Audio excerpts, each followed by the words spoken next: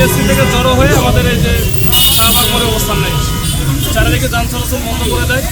তো আমরা তাদেরকে প্রথম থেকে রিকোয়েস্ট করি এখান থেকে যেহেতু মানুষের সাফারে দুর্ভোগ হচ্ছে, মানুষজন যেন নির্বিঘ্নে চলাচল করতে পারে, এটা যেন ছেড়ে দেয়। পরে আমরা কয়েক দফায় তাদের 10 মিনিট করে আমি সময় দিয়েছি।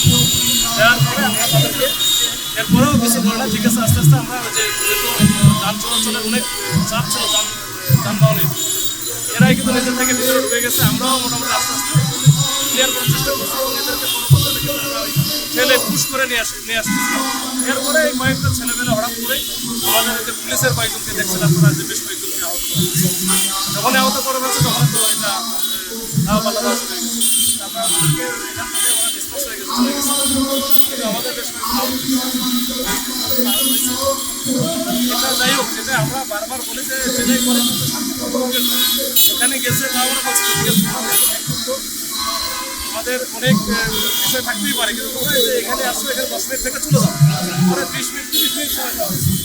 তারপরে কিন্তু তারা ওইখান থেকে আর আসবে না, পরবর্তী একটা সময় যে আমাদের পোস্ট করা লাগছে, পোস্ট করার পরে আমার মনে হয় এই বিষয়গুলো এরা হচ্ছে একেবারে এই যে জাদুঘরের সামনে যে জায়গাটা, সেখানে অন্য কিছু এফেক্ট হবে, এসব জায়গায় এসে যদি তাদের বক্তব্যটা দিত তাহলে কিন্তু সবার জন্য ভালো হতো। এটা মিডিয়ার মাধ্যমে সংশ্লিষ্ট কর্তৃপক্ষ তারাও জানতো, তারা কিন্তু ব্যবস্থা নিতে পারতো এবং আমরাও তাদের সহযোগিতা করার সবসময় চেষ্টা করি।